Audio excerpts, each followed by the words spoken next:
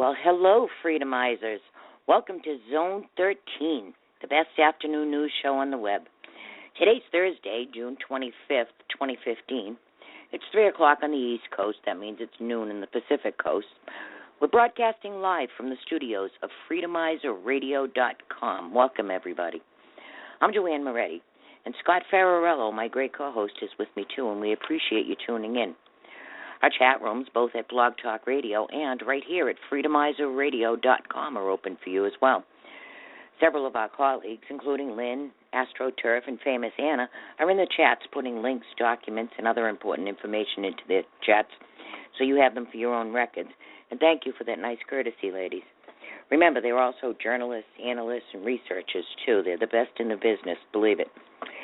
Today we have a ton of news and updates to get to. There's all kinds of stuff going on. And later on in our broadcast, we're going to have our financial/global state of the world reporter, Carol Ray, on. She has something very important breaking, and she needs to tell us all about it. So we'll be bringing her on in a little while. Before we do any of that, though, I have to give a first disclaimer, and that's just to let everybody know that anything said on this show is solely my responsibility and not that of our wonderful hosts or sponsors. The disclaimer goes like this.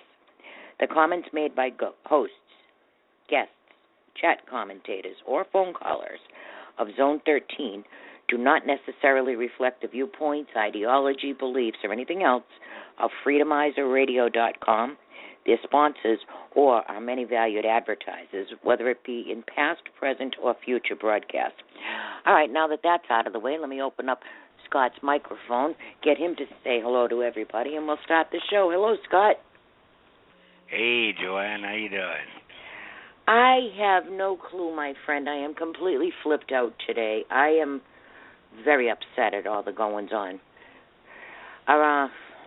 Anything you want to bring up before we begin? Because I'm on a tirade today. I'm on a tear. Nah, go ahead. Tear into them. That's it. Rip it up, huh? All right. Well, today, let's start with the Supreme Court decision on the Affordable Care Act. Everybody out there knows that this is going to lead to single payer. If you look at every other country that has socialized health care, which this just became, and actually has been right along, but reaffirmed today, you're going to end up paying 75% of your paycheck for taxes. Plus, you're going to have to pay your own deductibles and things like that. You know that the insurance companies can't handle all the pressure, all the sick people, all of that, without getting bailed out. So that's going to cost you money. They're already lining up for the bailouts, and they better hurry, too, because those bailouts expire this year. They're not going to get them next year, so I can guarantee you that there's a big one about to come down on us by September.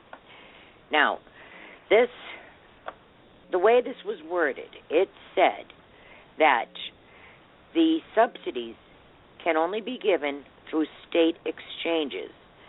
The federal government, was never going to set up their own exchange. When 34 states decided not to set up an exchange, instead sue them, because it's going to cost these states untold fortunes, and they still can't do business over state lines. They decided to sue on the grounds that the way the bill was written, it says that only the state exchanges can qualify people for subsidies. Well, Obama rewrote this law and decided to tell the IRS, just throw it in there that, we'll just set up a federal exchange, which, of course, has cost you over $30 billion for a $300 website. And it has no security. You got better security on Firefox than you do on this website.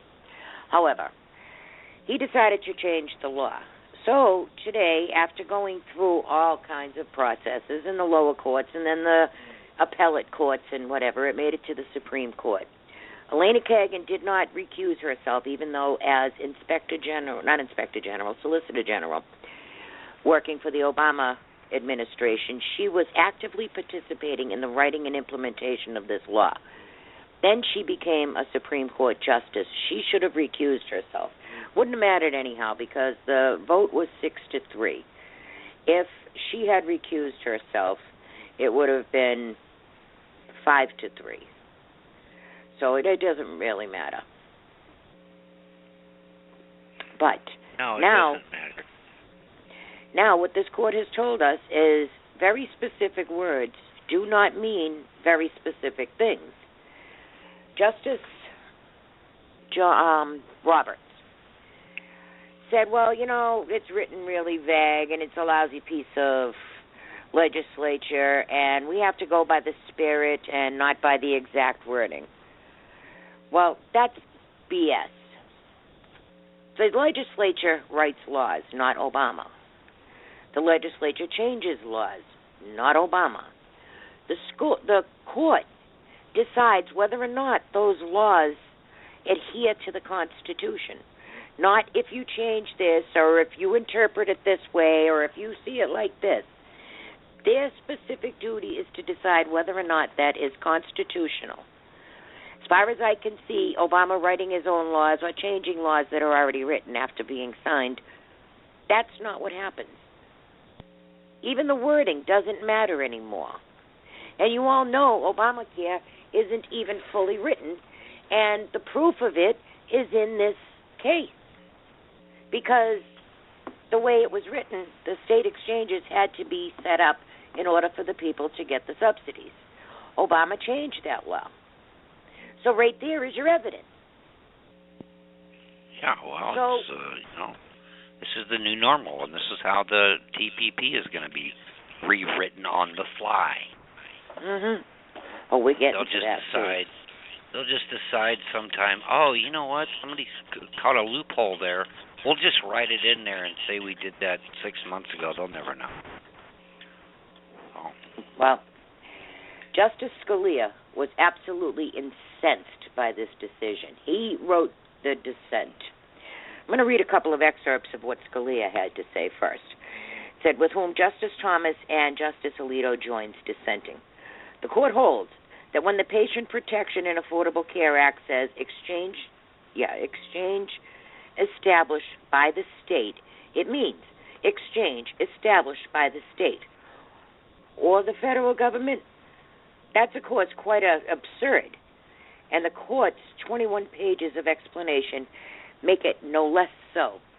So Scalia wrote that. He also wrote, the court's decision reflects the philosophy that judges should endure whatever interpretive distortions it takes in order to correct a supposed flaw in the statutory machinery.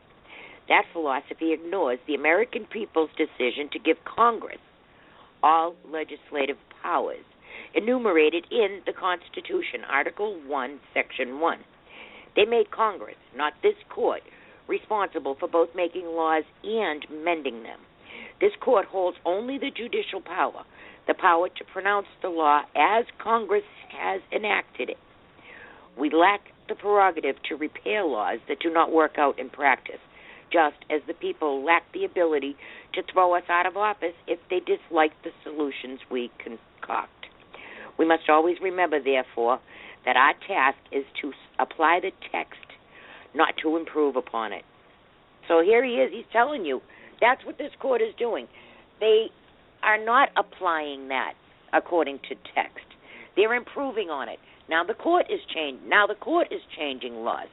So what that tells you is both the executive branch and the court have now overthrown an equal power as written in our Constitution.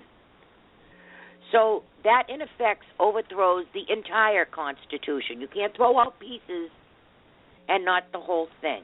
It's all or nothing, ladies and gentlemen. So I'm here to tell you today, you were just overthrown. Well, and now what you got to do about it? Not just overthrown. They haven't been following that for at least a decade or 2 decades. You know, now there's gag orders. You can't talk about guns. You can't say this. You can't say that. What part of the Constitution do they follow? Oh, yeah, I remember. They take the Fifth. Yeah, they plead take the Fifth and get away with it. When they're up there lying through their fangs about something they did, then they plead the Fifth. That's the only thing they follow. Absolutely. Oh, there's more, my dear. Judge Napolitano, who I respect a lot, He also was Yeah. incensed by this. He says, this is from Fox News Insider, Judge Andrew Napolitano reacted on America's Newsroom, calling out Chief Justice John Roberts for the unheard-of way in which he reached this decision. Napolitano says he believes Roberts will continue to undermine his own credibility as a fair-minded jurist because he has reached to bizarre and odd contortions in order to save this statute twice. This is a weird and unpredictable outcome. Yeah, he says in this case, Roberts decided that the words established by the state are ambiguous. Napolitano said Roberts' stance is that the court can correct the ambiguity according to what they thought the drafters meant. Napolitano called the dissenting opinion from Justice Anton Scalia as compelling and as stinging as any dissent that I have ever seen. The judge read from Scalia's dissent, words no longer have meaning if an exchange that is not established by a state is established by the state. Napolitano said there's a school of thought among appellate judges that the court should bend over backwards to save a statute rather than to invalidate it because some very small portion of it is inconsistent with the rest. But he said that is not what happened today. What Roberts did was to suggest that plain, ordinary English words, which are not ambiguous in their meaning, somehow to 6 of the justices in the majority are ambiguous, and therefore they can interpret them however they want. He added that the court wanted to save Obamacare for political reasons and found a way to get there. Yeah, the guy's just blackmailed just like everybody else, you know, and you notice when people could actually blame George Bush for things, they don't. But they blame him for things that are just ludicrous. You know, George Bush installed this jackass, and he's about as right-wing as Bill Maher. I mean, he just acted the part, and when it really comes down to it, they turn on you. Look at Marco Rubio, you know, the newest rhino on the block. I mean, if these people even had any fear of being thrown out of office or elections are fair, they wouldn't do these things. But they know that there's absolutely no chance that if they're not one of the establishment golden boys, they're not going to get in there. Oh, yeah, that's what's going on right now. When it came to this Obamacare, you all remember how that got shoved down your throat, right? Christmas Eve, they attached it to another bill and called it reconciled and deemed it passed. There wasn't one Republican who voted for it. So and you know this what? all belongs to the Democrats. There's a whole bunch of stuff we're going to get to that belongs to that, too. But, yeah, you're right, it doesn't matter. If the Republicans would have been in charge, they would have voted for it. But they knew, you know what? We can actually pretend like we're against this and let the Democrats take the heat. Yeah, I do know so. Because I blame the people. They gave a crap about this country, they never would have given this guy fast track to dictatorship and shoving this TPP through. I mean, John Boehner and Mitch McConnell are worse than Nancy Pelosi. I can't blame believe the media. I just said I blame that, the people. But it's the truth. But the thing is the people did vote in a supermajority for the Communist Party. So you get what you get. You know, they knew this. They knew Obama was friends with theirs. They knew that Valerie Jarrett's father-in-law, her father, and her mother were all communists. They knew that Obama's grandfather and grandmother were communists. They laughed it off. When he chose Van Jones, they knew he was a communist. He told us himself. They knew that Timothy Geithner's father was a communist. They knew that they have the Democratic Socialist Party in Congress. 88 members of them belong to it. Yeah, and they voted they for them anyhow. This and group look at this crap. Look at this crap with Hillary and Sanders. They're full-blown communists, except Hillary, she's like a one-man show. She's running a whole friggin' shadow government to her foundation. But look at Sanders. He's telling you to your face he's a socialist, and he's surging. What happened to us? Those words don't matter anymore. Because they don't teach it in school anymore. I mean, you got these hardcore. Do they even have a clue what communist liberals is? Teaching in school, teaching in college. You know, the news reporters. They're everybody you see on TV, and they don't teach about the history of this country. So nobody knows about it. They're even polluting the word revolution. They are telling these kids that they are revolutionaries, when in fact they have these kids fighting and acting out in order to implement a communist agenda. These kids don't even know that they're fighting for communism instead of against it. They don't even know what the word means. No, they don't know what the word means. No, and then the parents are letting them do it. Oh, yes, they found structure, and I'm so happy that they're involved in taking a cause to better humanity. Do you know what that's not going to better humanity. That's going to better the elite. Humanity is going to be worse than we are now. It's the equivalent of the elites being at the top of the Prudential Center looking down at you. When they look down, they see the little cabs and cars running up Boylston Street, and they see the little ant people running around. They don't know who those people are. They don't know who's in those cars. They don't care. All they know is the people that are up there at the top of the Prudential with them. They look around and see their own little bubble of people. Everything else outside that window is small, minuscule, tiny, doesn't matter. And that's what they're looking at. That's what you're being treated like. And let me tell you something, folks. I wrote a rant. I'm going to have to tell you about this rant. But before I do, I got one more thing about this. There's a Dr. Dean Waldman who wrote an excellent piece on the destroying the Constitution. So let's talk about this part, then I'll get into the rant for a second. It says, the Supreme Court just announced its decision in King versus Burwell.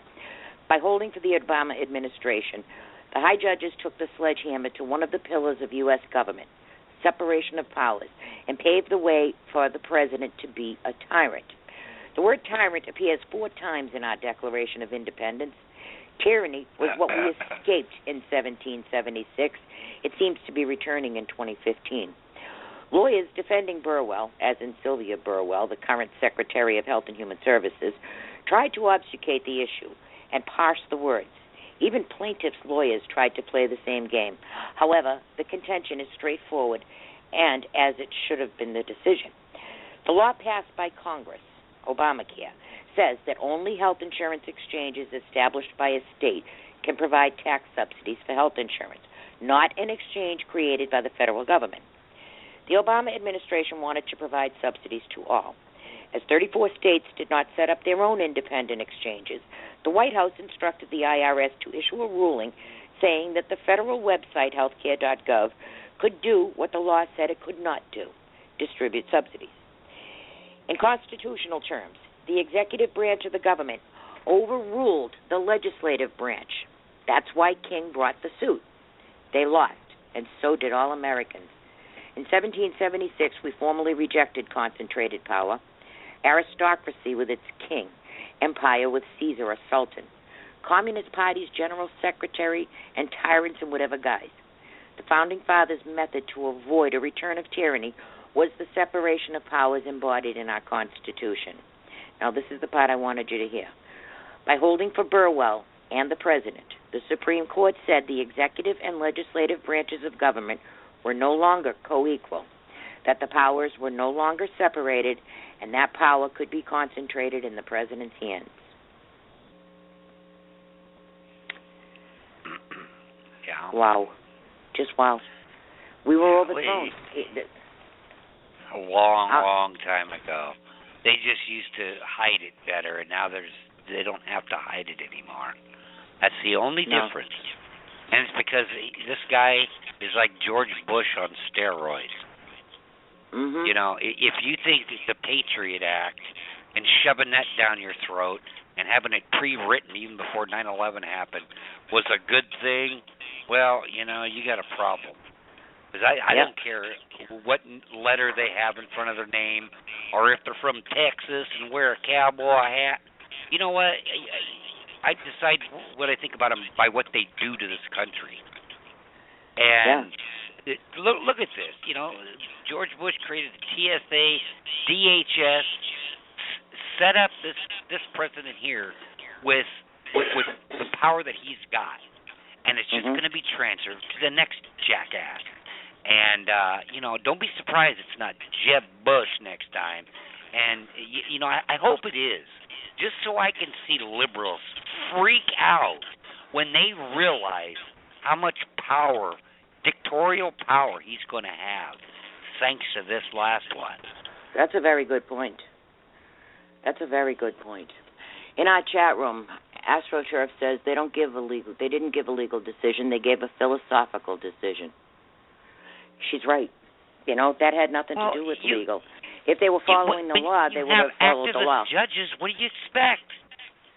This is why you don't want activist judges. They put people in charge of the DOJ that isn't blind justice. They're peeking through the blind to see what color you are before they decide what justice is. Oh, you're a white male? Guilty. Yeah, no kidding. I'd like to fight with you on that, but I can't. I'm really at a loss for words today. I'm very, very upset about what happened here. I see our country destroyed. You can't let it bother you, because like I've been saying for a year now, if it is a global mafia goal, it's going to go through. Definitely. There's no voting. There's no, maybe it won't pass. I mean, they always come out and say the same thing. It barely squeaked through the Senate. It barely made it through the House. Like if you just voted one more bum out the last time, this wouldn't have happened. Putting the blame again on the American people that screamed at the top of their lungs, picketed, went to D.C. trying to stop Obamacare, tried to elect people in there that was going to stop Obamacare, and you do that, and they go in there and they stick a knife in your back anyway. So if it's a global goal, they're going to do it. And the next one's going to be the TPP, and the next one after that's probably going to be the repeal of the Second Amendment, and they're going to start crashing down all your monuments and destroy your heritage and destroy your traditions, because they said they were going to do that too. If you tuned in to hear Lollipops and Rainbows, folks, I got some news for you. You picked the wrong show today. I don't even have any good news for you. I got good I want to news. read. Bob Beckel quit. Or they fired him. There you go. I'm not even mad at Bob Beckel. Are you kidding me? At least he was likable sometimes. You see the rest of them they replaced him with. He was only likable when he looked like he was about to have a heart attack. Poor thing. Well, I wish him all the best, because I don't. Anyhow, would you like to hear my rant? I put it in writing this time. Sure. Let's hear your rant, Joanne. All right, I wrote.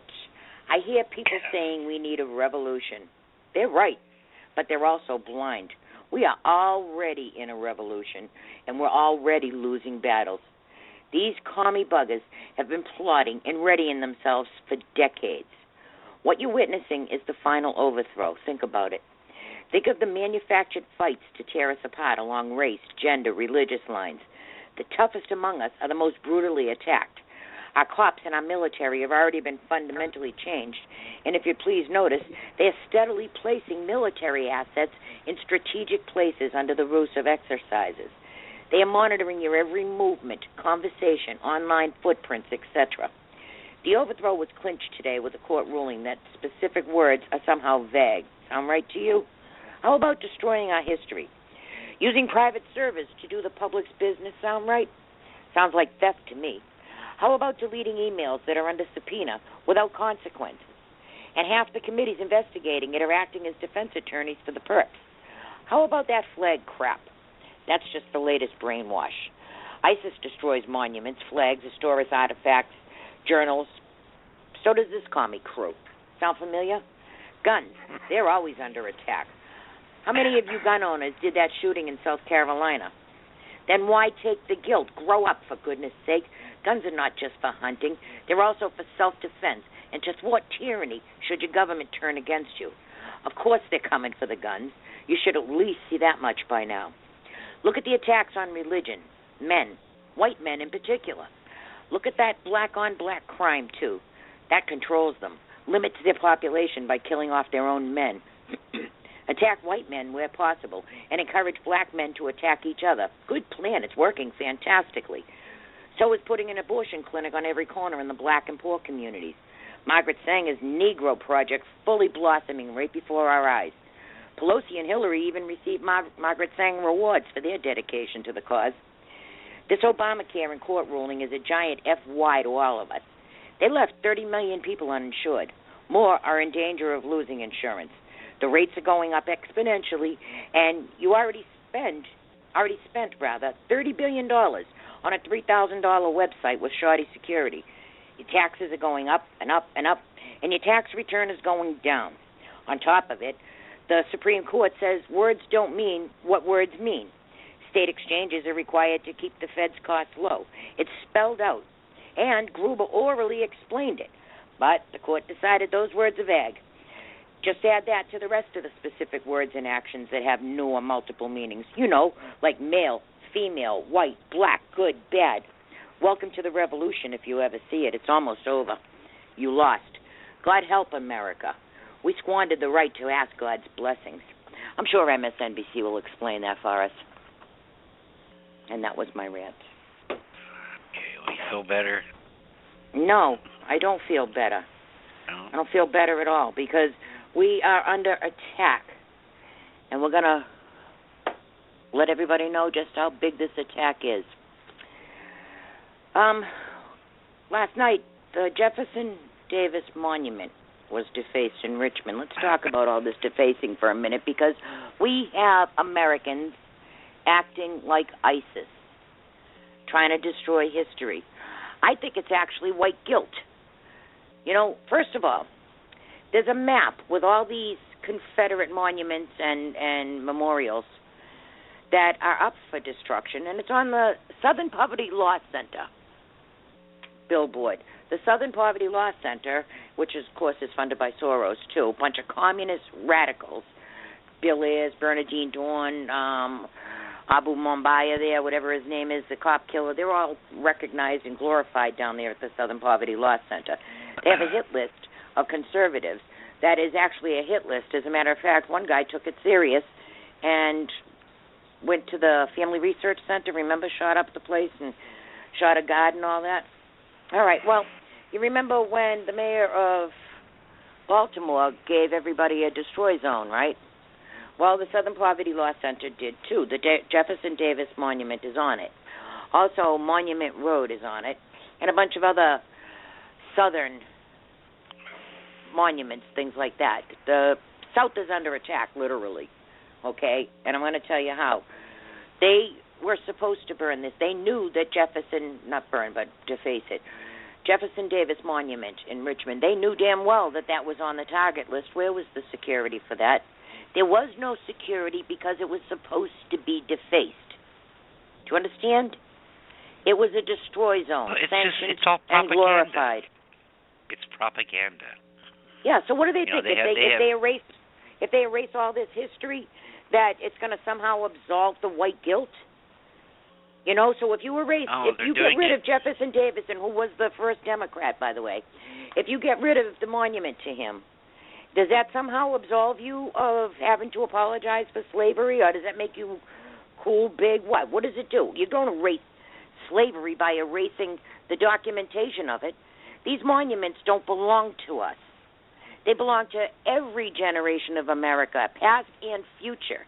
By destroying these monuments, you are robbing future generations of their rightful history. You're supposed to They have to get rid of our traditions.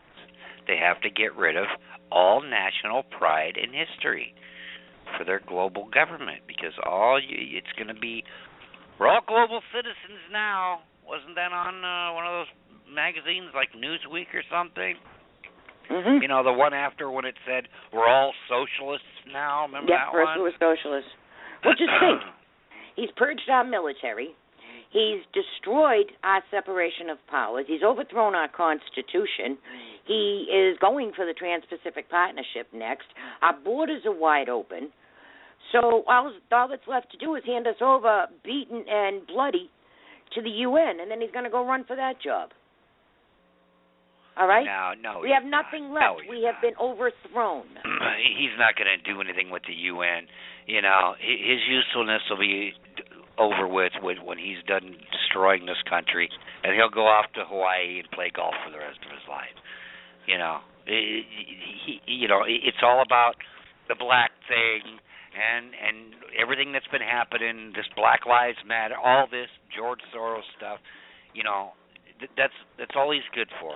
He's going to have zero impact if he was in charge of the United Nations, and China is going to want their own guys in there, just like there is right now, to oversee this. Okay, just like the IMF, you know, they're going to get rid of this old bat, dragon lady, and they're going to probably stick in Chow Ming Pao to look over it, so he can make sure his money and interest are taken over. They only trust their own kind. Yeah, well, Eric Rush wrote a nice little short paragraph today that I'd like to share with you too, and he nails it. Excuse me.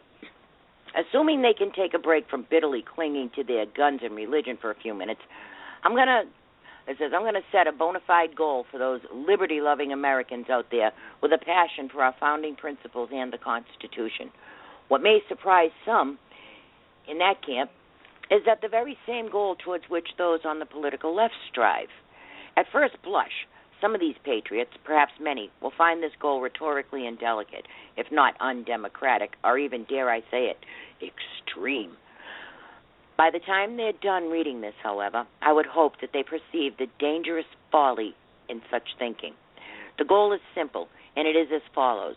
We must utterly vanquish the political opponents we currently face. One can see why I said it's identical to the ultimate goal of the left, and why they never articulate it openly.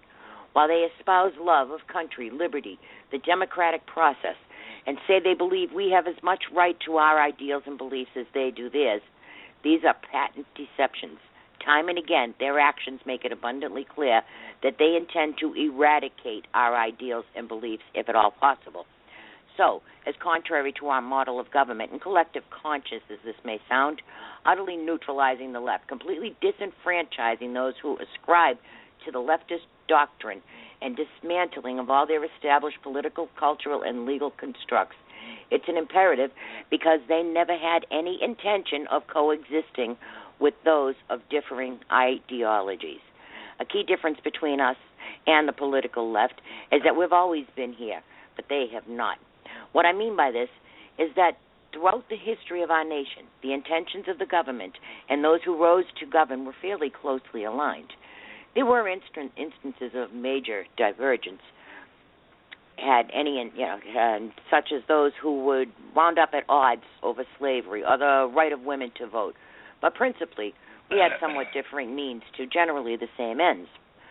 Though the left-right paradigm, which contemporary Americans will raise, has come to mean less and less because so many politicians advance leftist policies regardless of political party, which is what Scott was just describing, we do need to bear in mind that it's a very recent political model.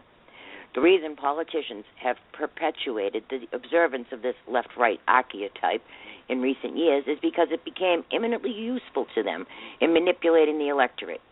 And this means big government closet socialists, like many prominent Republicans have demonstrated themselves to be, as well as outright communists like Barack Obama and his co-conspirators. It goes on, but he says the core truth is that ideology, motives, and methods of the left are manifestly evil and always has been. And there's too many Republicans or rightists or whatever you want to call them going right along with them. So it's both parties is taking us to the same destination. So, They always have been. It's just, you had the left-wing hardcore communists taking you there in a rocket ship, or you had the right-wing spineless socialists taking you there in a train. But they've always been going in the same direction. And in every election cycle, the Republicans are gonna take away your Social Security. They're gonna overturn Roe versus Wade, and the Democrats are taking our Social Security away. It's all bullshit. You open up that trust fund, all you're going to find is IOUs. There's no money in Social Security. Every time a dollar goes in, some politician comes by and takes it back out. No, and that right there is illegal. That right there was illegal. That was supposed to be in there, never touched. Right. And then finally they come out and said, yeah, sorry, we spent it. We're real sorry, but we'll just keep borrowing money from China, so don't worry about it. You'll still be getting your check. Yeah, they threaten to pay it back, but they never do. They've never paid back even one loan that they took from the Social Security. Because they're all compulsive liars. You know, Mhm. now I see people that should know better, my age or older, posting memes of Bernie Sanders. He's going to give free college tuition to white people. Yeah, really. Yeah, he's Yeah. going to give free. First off, they're There compulsive they go with the liars. black-white You thing can't again. believe anything they say. People aren't getting it. They don't give a damn about black, white, Asian, Native American. They don't see us. They don't hear us. That is specifically designed to make us fight with each other so we take our eye off them. Yeah, and you it can't works. talk to your black neighbor anymore. You can't talk to your But Asian no, you neighbor know what? anymore. It really doesn't work because you know what? If in these neighborhoods, if that many black people really hated white people and were this upset, they wouldn't have to bus them in from other states. They wouldn't have to pay them. They wouldn't have to send people like Sharpton and all these other people on Twitter getting certain ones to rally. They could just go there and just say, "Hey, this group of people, come here, do this." But they don't. They have to import this kind of crap and then have CNN and MSNBC and Fox News and people report on it like you're right. spontaneous. The D-Rays and the Farrakhan's, they're all down there, and they got their 20 little jerks, burning flags and making noise and drumming and stuff, and they keep a nice tight shot so they make you think there's 20,000 of them, but there's only 20 of them. And they're spray painting monuments, and they're making a lot of noise, and they're trying to drum up business. And then D-Ray failed, so Obama had to come down there, and now he's in South Carolina. He's attending the funeral tomorrow, and he's going to give the eulogy. But today he was on TV doing a victory lap. So, he's on TV every day anyhow. I can't believe it. They're going to do what they're going to do, and it doesn't matter what anybody says or thinks or does. It's just like this flag thing, all right? Number one, it's man-made news. Number two, it provokes the South. And, all they're trying to do is piss off as many people as they can and see how they react so they can use this Jade Helm 2 software to see if it predicted the right outcome. I mean, it's a non-issue. But so now they're going to come after the monuments, and then they're going to come after the American flag, and then they're going to come after you're not going to be able to barbecue in your backyard anymore, and they're just going to keep on poking the bear with a stick in the eye until it reacts. And then when I got a heads drop up the for hammer on everybody. them. I got a heads up for everybody. There's 5 war memorials in the South that are specifically targeted in Clayton, Alabama. The 70 Confederate flags were distributed in a local cemetery on Confederate graves to honor Memorial Day. Well, those already got damaged. In Athens, Alabama, there's a fresh controversy brewing over Confederate battle flags which were placed at memorials in front of the Limestone County Courthouse. The NAACP was trying to have those removed. Now, this story is dated May 30th. Okay, today's June 25th. So they've already known and had it planned before May 30th, obviously. At the University of North Carolina in Chapel Hill, a building named after a Confederate colonel has been renamed by the Board of Trustees. In St. Louis, Missouri, Mayor Say is moving forward with plans to form a committee to consider removing a Confederate monument from Forest Park. The other day, when Obama said the N-word on TV, I have to tell you, folks, now, if you can re-listen to it, that was a signal, all right? And what else was a signal was when he followed up with completely erase everything, okay? What he said is, we are not cured of, clearly, and it's not a matter of it not being polite to say, and then he laughed after he said the N-word in public. So he hesitated there. That gave you the indication that it was a signal. But after that, he said, that's not the measure of whether racism still exists or not. It's not a matter of overt discrimination. Societies don't overnight completely erase everything that happened 200 to 300 years ago. So when he said erase everything that happened, that was a go-ahead signal. I only caught those words when I re-listened to his speech again. And that's when I realized that he had put in a lot of emphasis on the words completely erase everything. So he said N-word, completely erase everything. So I wanted to bring that up, that it didn't go unnoticed. Any of that.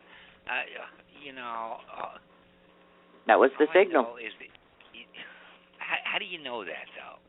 You think these people have some sort of a secret code worked out? Or well, yeah, they can't. He can't just call them up. But if he's on TV on WTF radio, which is a true story, but if he's on TV and he says those words, the people that are supposed to hear him heard him. He can't just pick up the phone and call them and say, okay, it's a go, start wrecking stuff. But they already knew, when you hear the signal from me, it's a go. So he gave the signal. He did it himself. That's why he's got race baiters and people like Del Rey out there. They're the ones that give the signal. That's right, but that's who we set the signal to. It's a go. Let's do this. So that's what's going on, ladies and gentlemen. I also wrote the Taliban is in the building. Remember when Hicks said that? For him, for me, the Taliban's in the building, because we're talking about paying ransom now for hostages. And, of course, the Iranians, they're commanding a U.S. base in Iraq. Our U.S. soldiers are under the command of Suleiman, who's an Iranian. The Supreme Court just fell from within, that. Congress was overthrown. Even their subpoenas are useless, right? They're getting rid of information after it's been subpoenaed. They're deleting emails.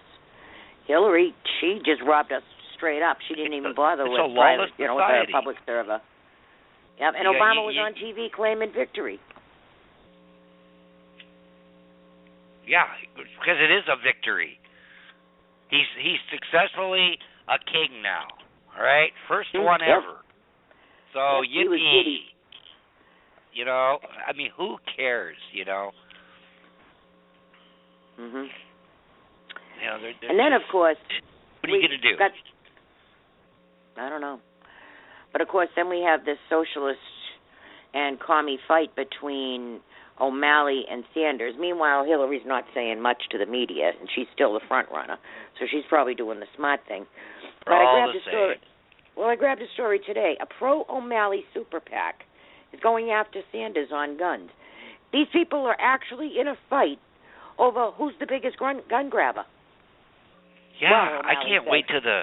I can't wait to the type of assault rifles and weapons and fingerprinting requirements for handgun purchases.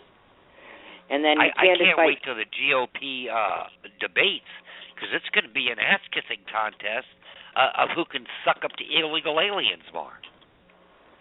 Well, the border's wide open, and Obama pulled the biggest prison break in history. He let 60,000 illegals out of jail. And the only ones that were in jail were the dangerous ones. The rest of them never even made it to a jail. So we got the biggest prison break in history, and no one says squat to them. Our borders are wide open. You ask our Border Patrol. They get in trouble if they stop somebody. Yeah, well, that's what happens when you have a lawless society and the military and police protect the criminals. That's what you get. So, welcome to 1980 Soviet Union. Yes, so you want to talk about the Trans-Pacific Partnership? Because it also fits in this. $200 million was given to our politician for yes votes. And that's not even including how much they got for no votes. They took the money from both sides. That's how it's done in this country. You got the crappiest government money can buy. Mhm. Oh. It's just unbelievable. Steny Hoyer got $1.6 million for a yes vote, and he only got $282,000. Yeah, only $282,000 for a no vote. Boehner, he got $5.3 million for a yes vote. Kevin McCarthy, he received $2.4 million for his yes vote. Paul Ryan, he got $2.4 million for a yes vote too, and came in as the third highest paid legislator. Pat Tilbert, he follows Paul Ryan. He came in the fourth spot. He received $1.6. They got others too. Joe Crowley, a Democrat. Pat Murphy, a Democrat. Richard Neal, he received $1.1. These ones all received over $1 million. So, Mulvaney, let's see, Andy Harris, Yippee. Thomas Massey, Dana Rohrabacher, every one of them, both parties, and the total yes sum was $200 million. I think the no sum was just under $100 million. So there's $300 million rolling around in all their pockets right now for this sham, for this absolute sham.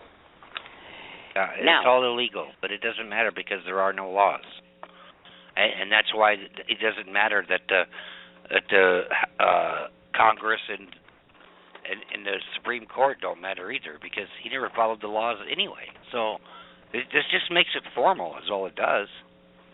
Yeah, absolutely. Now, I got another story I want to tell you about, and it concerns Jade Helm. Okay, now we've talked about this a number of times. We talked about it last week about Jade is actually a computer system. And this is collecting, it's a, go ahead.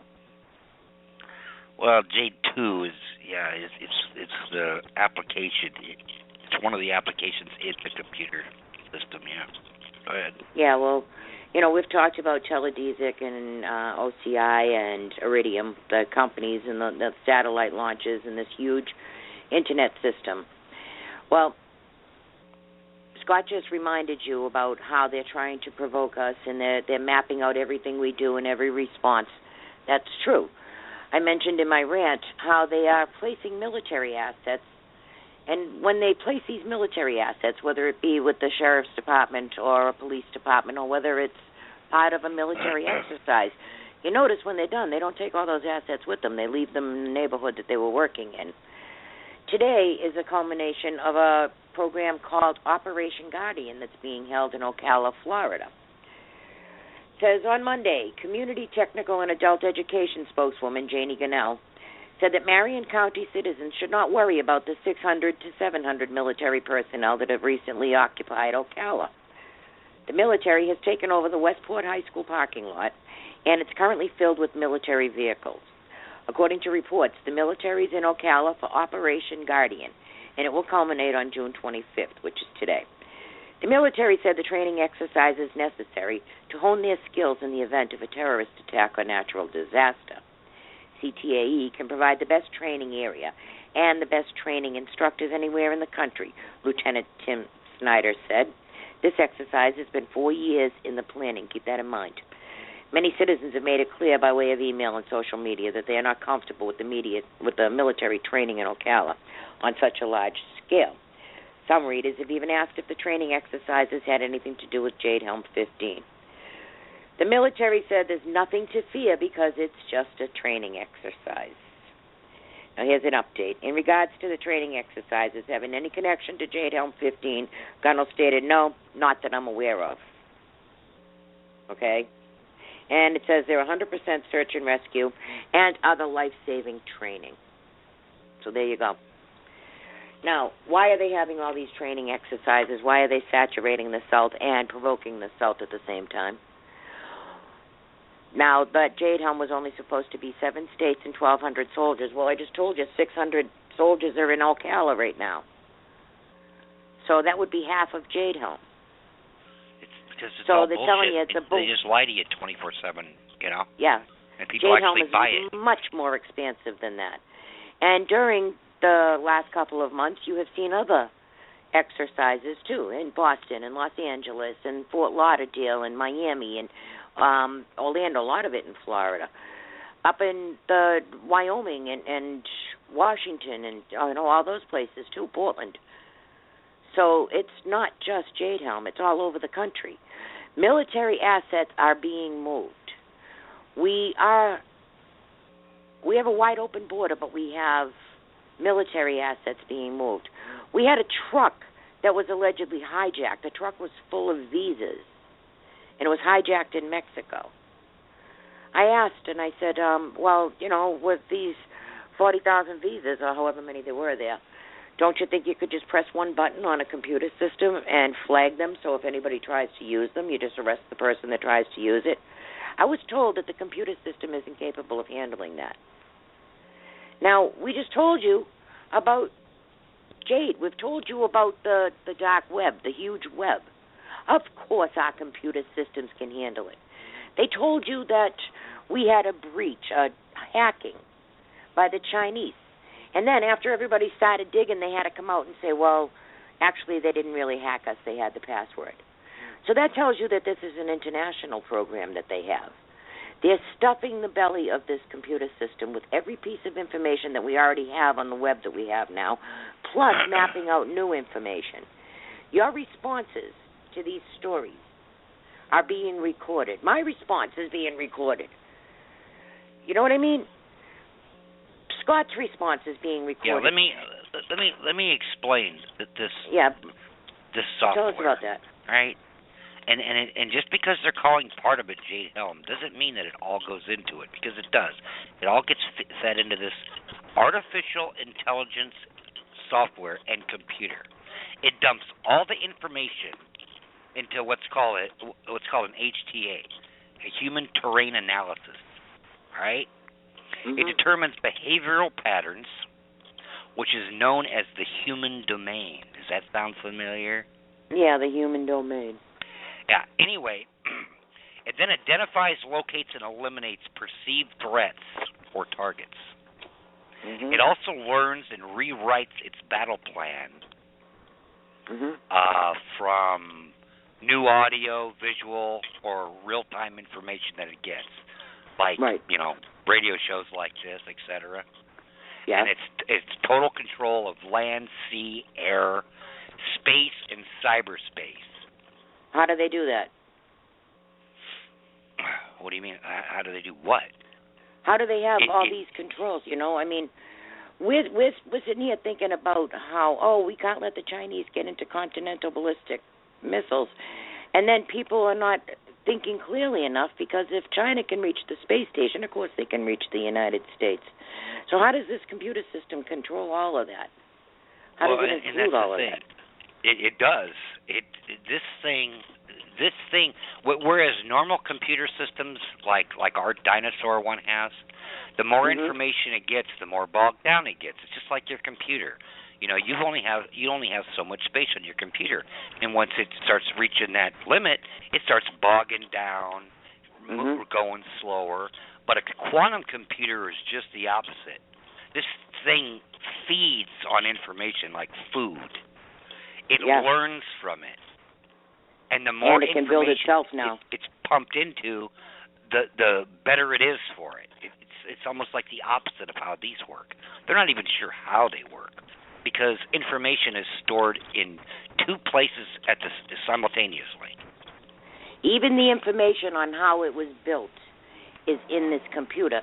So now this computer not only knows how it was started, but how to improve on itself and how to advance itself. This computer can build itself now. Right. It actually learns, it evolves, and it's not just a computer, though. I mean, when you think of a computer, you think of a one spot. It has the combined intelligence of every living human being on the planet. And every computer on the planet. Yeah, that too. So whatever you taught your computer to do, Jade knows it too. And helm, of course, means to steer, or the front of the ship. So this is the right, and that's because tip of the project. It takes the place of all the generals. You don't need generals anymore. It constructs the battle plan. It can create holographic images. It is predictive programming, which means it knows what's going on in the present time. But it can say, there's an 85% chance that this group in Baltimore is going to go down to Main Street and start torching buildings. And so they can send out, the Gestapo ahead of time. And with these exercises, they can map. Report. Yeah, they can map out the soldiers' response, the people's response. Remember, and part of the details they gave us for Jade Helm was they're going to try to blend in with the population and see how long it takes for us to notice it. So they're even mapping that type of stuff. I know it's really hard to think about, but we talked about the Minerva initiative too, and that's where this part of that came from. They are trying to provoke us so they can map us out. So if you're in a fight with somebody and they're looking at the fight and they're watching the video and they see you throw a right and fade left, Okay, the next time you have that fight, they know that you're going to throw that right and fade left. So they're going to be prepared for that fade to the left. See what I mean? And that's just in small terms. You know, I'm trying to keep it small. And, you know, anybody who tells you about it, they get in trouble. You know, look at what happened to Charles C. Johnson when he was exposing D-Ray and that whole thing. He got booted right off of Twitter. And then, of course, down in Charlotte, Carolina, there's D-Ray standing there with his hand raised in the solidarity fist, and he's got his Twitter T-shirt on. So that's a message, too. I don't know what to say to people. You know, I think that we are in big trouble. I want to talk about revolution. I want to talk about solutions. But I want to make sure that as many people as possible know what's going on. It's, it's long past time that everybody has started to see clearer in a big picture, especially since today we were overthrown. You know, that last shred of hope. I mean, who gives a damn about the gay marriage thing? You know, two of the justices should have recused themselves anyhow on that, but that's, either coming out today or Monday. Nobody cares. But, nobody even really gives a cares damn about that. I don't care who you marry. I don't care who you love, all right? Leave the churches alone and everybody will be fine. You know, go get married by a justice of the peace or get married by a reverend who will marry you. Leave the people of faith alone and no one's got a problem with it. Stop being such a guerrilla mafia over it. You know, because that's getting a little intimidating and oppressive. They're going to get worse. It's going to get much worse. They're saying this Confederate flag is oppressive. Well, so is that rainbow flag. It represents attacks on people of faith and traditionalists, all right? Stop attacking people. You know, maybe a little bit That's of conversation irrelevant. Here and there. If you found out that no one gives a damn, would you stop being so guerrilla and mafia-like? The same with all the rest of it. You know, stop shoving it on people. Left is right, right is wrong. Friggin', men or women. Black is white. Up is down. Wrong is right. What is going on here? Van Jones said, top to the bottom, inside and out. They tell us every inch of the way what they're doing. Yeah, and it's a global goal to push the gay agenda and to do whatever it is to destroy traditional families, to destroy this, that, destroy national sovereignty, destroy national pride. And when it's a global goal, they're going to do it. And it doesn't matter how many people get pissed off or how much we complain. They're going to do it anyway. And they own the media. They own everything. They own the schools. They own the colleges. They own Hollywood. I mean, you just, it's like David versus 1,000 Goliaths. Yeah, you might be able to take down one or two, but guess what? The others are going to stomp them into mulch. Yeah, no kidding. You're absolutely right. I love fighting with you, but today I can't fight with you because I find myself agreeing with most of what you're saying. So, hey, you are listening to Freedomizer Radio, where freedomizers freedomize freedom. All right, ladies and gentlemen, we're back. You're listening to Zone 13 right here at freedomizerradio.com. I'm Joanne Moretti, and my great co-host Scott Ferrarello is here with me, too, and we're happy you stuck around. Thank you. Also, on the line, we have our financial guru. She's not just financial, though. She does more than just that. She'll tell you all about the global agenda, too. So without further ado, I'd like to welcome her. Welcome, Carol Ray. Thank you. Thank you, Joanne. Hey, honey. Fine. The reason why I wanted to do this is because I have been following this economic situation our country is going into since, I guess maybe 2007 when George Soros was giving lectures at the European universities, and it was being satellite to universities throughout our country and the world. What I wanted to tell everybody today, and I'm sure everybody remembers, we have discussed about the International Monetary Fund and the 2010 document, which stated that the Chinese yuan, RMB, would be added to the SDR basket of the International Monetary Fund. On June the 12th, press release from the International Fund it was made clear that the time for the United States to act on the 2010 request is fast approaching. In other words, the International Monetary Fund has given an ultimatum to our country. The date is September 15th to enact the quota and governance reforms as agreed upon back in 2010. They're saying that they will implement the Plan B, and if all of you remember, Plan B is where they will strip the United States of its veto power and give it to China. Not only that, but we support this IMF too. Right, exactly. Actually, we are or have been until China has been gradually coming in. We have been the power structure of the International Monetary Fund. Let me state this also. The International Monetary Fund is not a U.S. government entity. It is an international entity. It was set up at the Bretton Woods in 1941.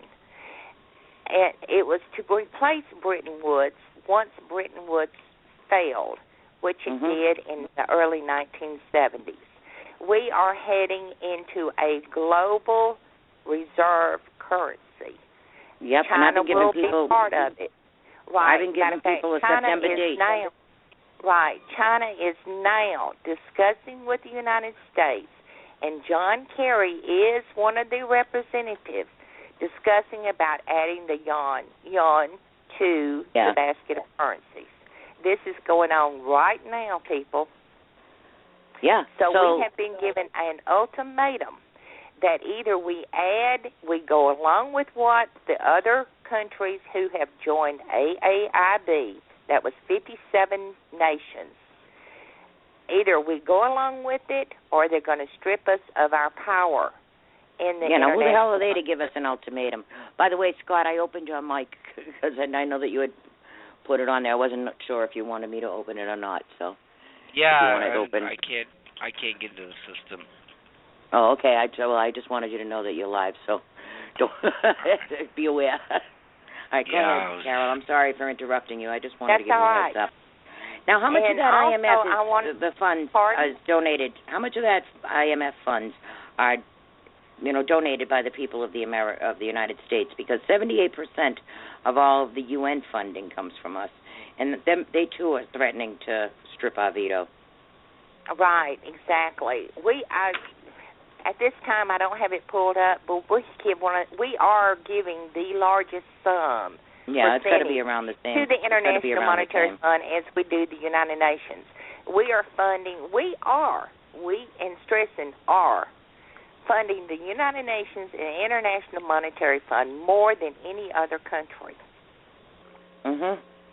Now, the Ex-Im Bank charter is supposed to expire, but that was one of the sticking points in the Trans-Pacific Partnership, was letting it expire. Most of the conservatives want it to expire, but I'm seeing that they're not going to let them do that. They're just going to continue to fund that, too, and that's nothing but a huge slush fund for all these radical agendas that are going on, and these overthrows and these Soros AID crap. Right. Just as we have discussed about the TPP, Senator Sessions even has come out, as we have talked, China is going to receive the largest part of the TPP, in other words, in trading and stuff. China is to be the powerhouse, and we have talked about that quite often.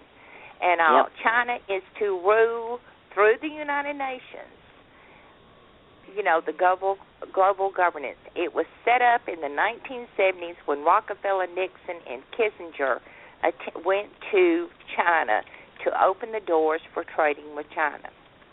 Well, actually, John McCain even come out and said, American workers shouldn't be protected if we can get cheap goods. It says he defended his support for the Trans-Pacific Partnership by arguing that cheap goods are more important than protecting American workers. Exactly. This is a terrible situation that our country is in. I cannot stress it.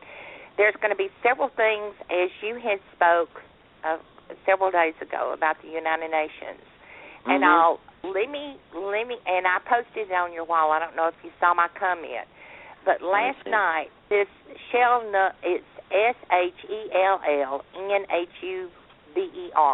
He is a professor of the climate change agenda. He was appointed by Germany in 2007 to be the International Climate and Energy Policy Director.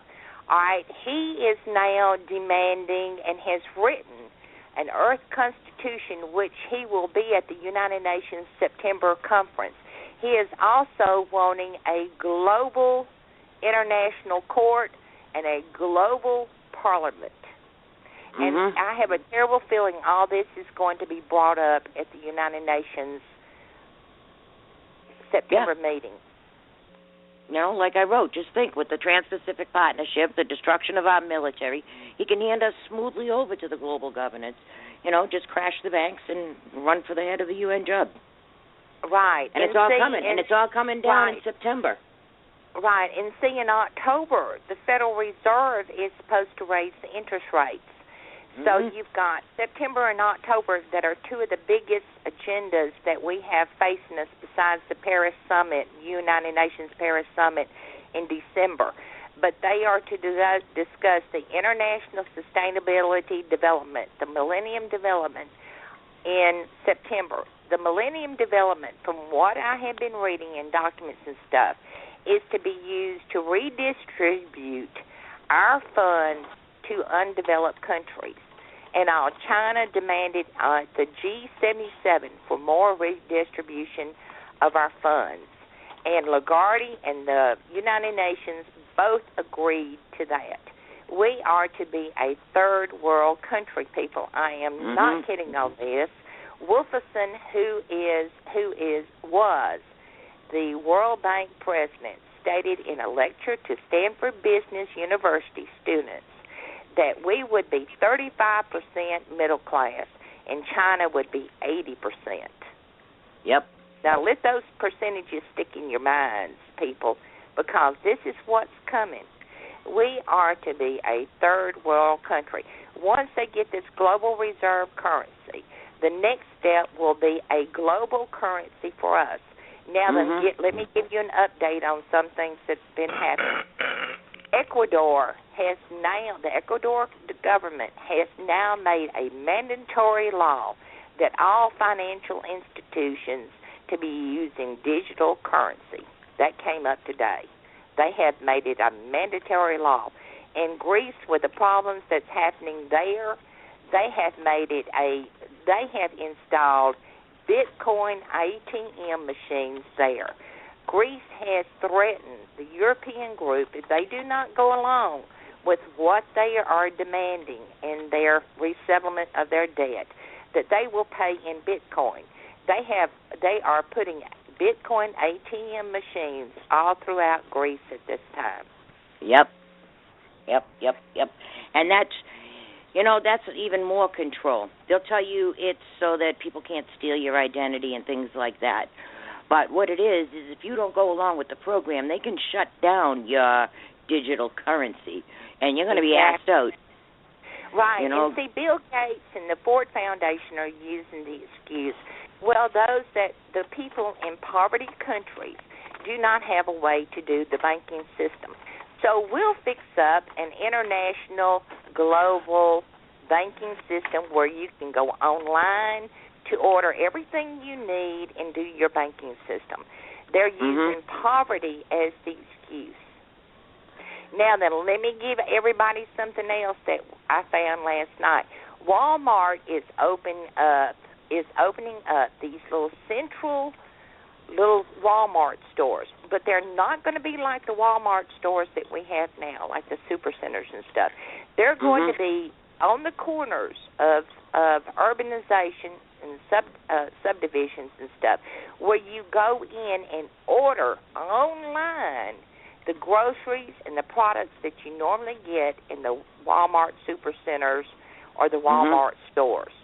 You will not be able to go into a grocery store and pick what you want. You'll go into those stores. You'll put out your little Bitcoin or either your digital currency like your debit card and your credit card, and you'll order from there. Well, didn't Bernie Sanders say that we have too much variety? There's no reason that we have to have 17 different brands of sneakers. Right, But and people have got to remember, Bernie Sanders is a socialist. He has admitted that himself.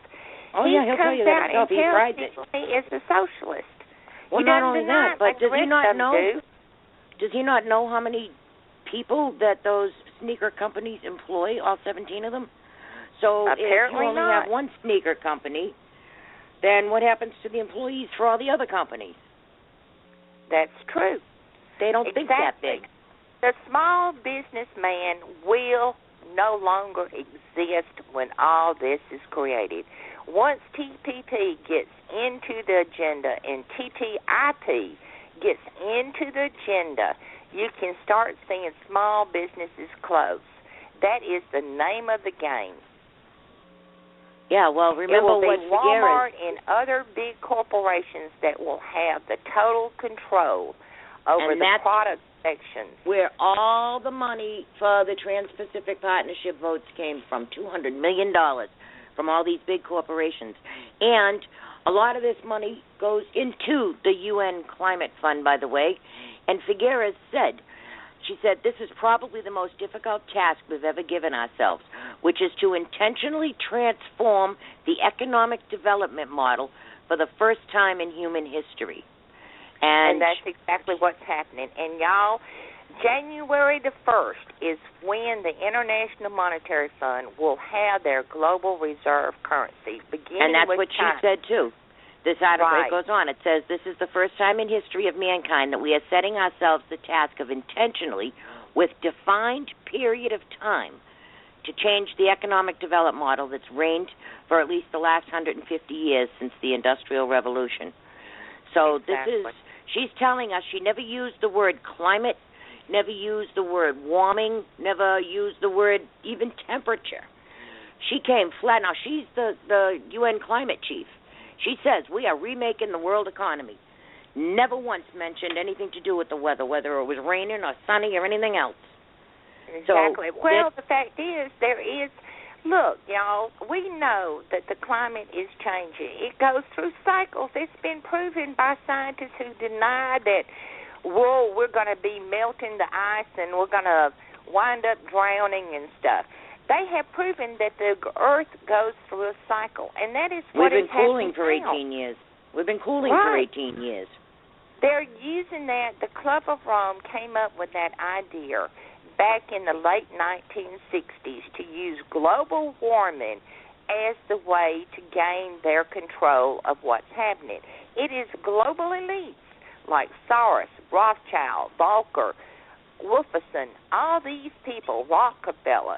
I can name off hundreds. I think there's like 300 of them that are doing this to our nation and to the world.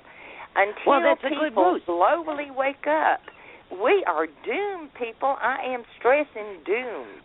Well, climate and environment are a good beating stick.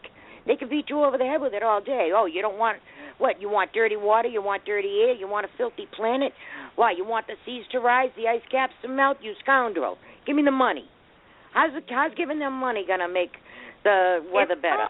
It's not.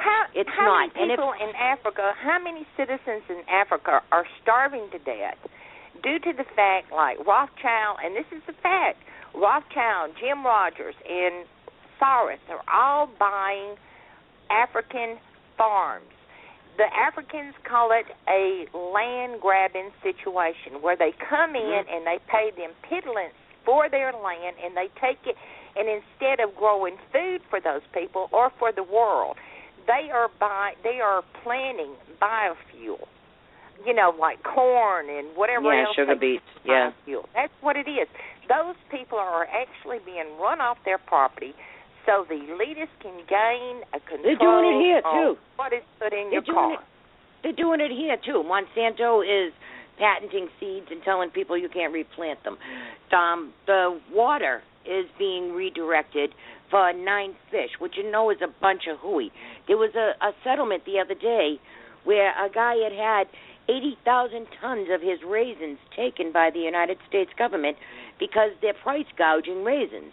and they didn't want to pay him for his raisins. So here's this poor sap spends the whole season growing his grapes and making his raisins. Then the government comes in and takes it and tells him, hey, sorry.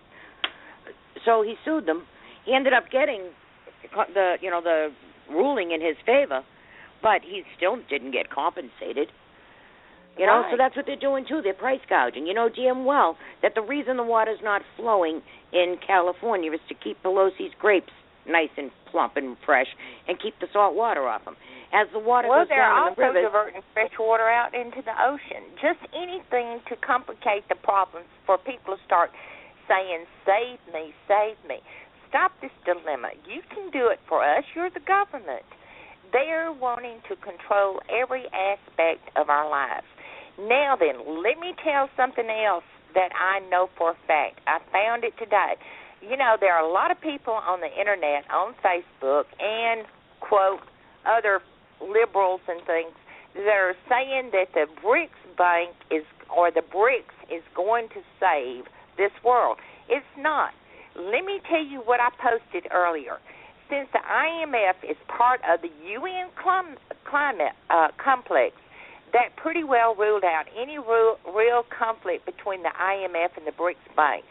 Talk of the BRICS Bank being at odds with the IMF is pure propaganda used to support the phony East versus West dialect.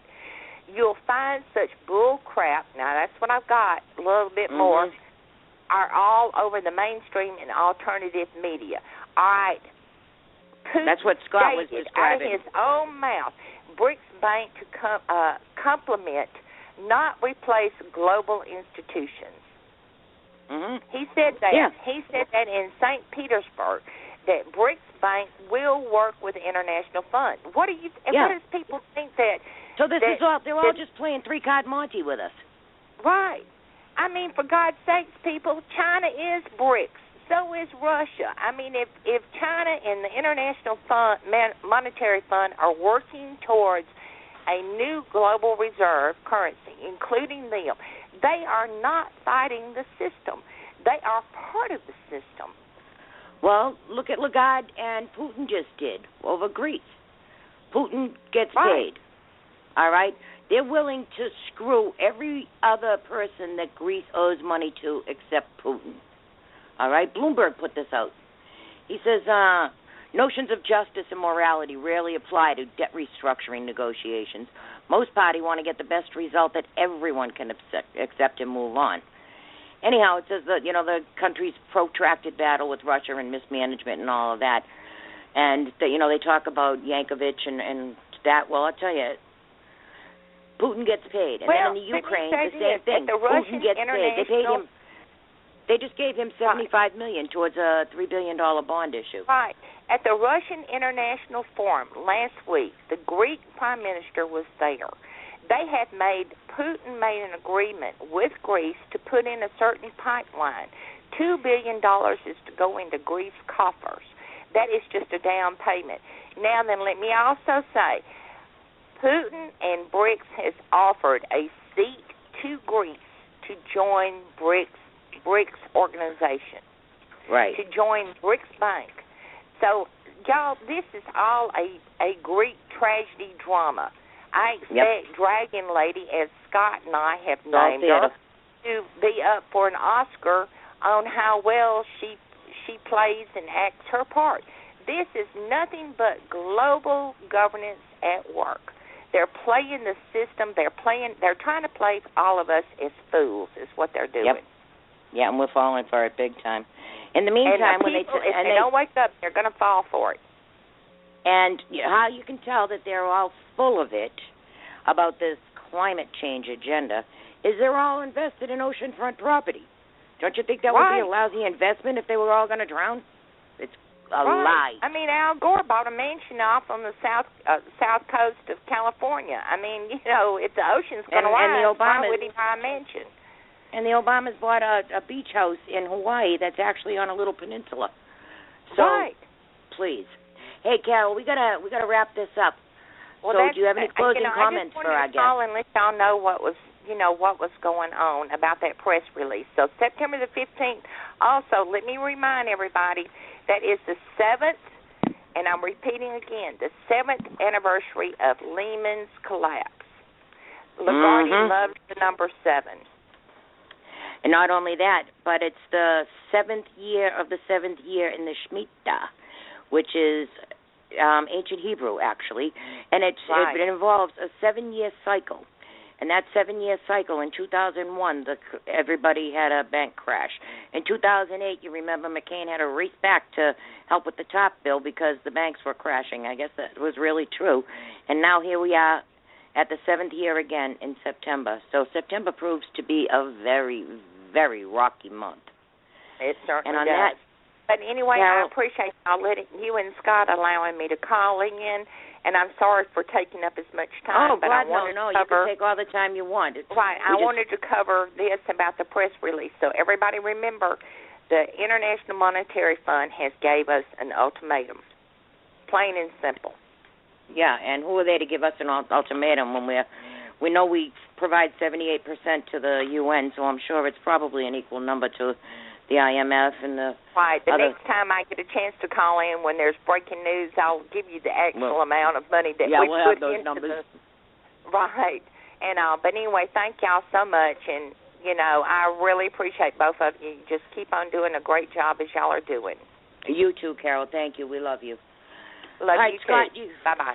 Bye-bye. All right, Scott, you got any closing comments for our guests? No, just that, it really doesn't matter if we have a vote or not, because they're a bunch of scumbags anyway. You think they're going to vote for something good for us? So it doesn't matter. What's the difference whether, Yeah. I got one more thing to tell you, too. I got one more thing to tell you before you go. Monsanto is, that bill is back to kill the GMO labeling, too. At the Monsanto Protection Act, and it's back, and it's worse. Let's see, they're scheming behind the scenes to pass a bill in Congress that would kill mandatory GMO labeling efforts and replace it with a gutted version that will preempt states' rights to give the illusion of oversight. So, Mike Pompeo has reintroduced the bill. So keep an eye on that, too. All right, say goodnight, everybody, Scott. Good night, everybody. All right, thank you, Scott. All right, guys, that's all the time we have for today, and we'd love to thank you for tuning in to Zone 13. To everybody who's listening, everybody who called in, all our colleagues, thank you so much. Carol Ray, thank you very much for being our guest. And as always, a special thank you to Scott Ferrarello, my awesome co-host. I want to just let everybody know we'll be back here next week at 3 p.m. 3 p.m., sure. 3 p.m. Eastern Time. And stick to freedomizerradio.com all week. On that note, good night, America. We love you. See you next week. Zone 13 out.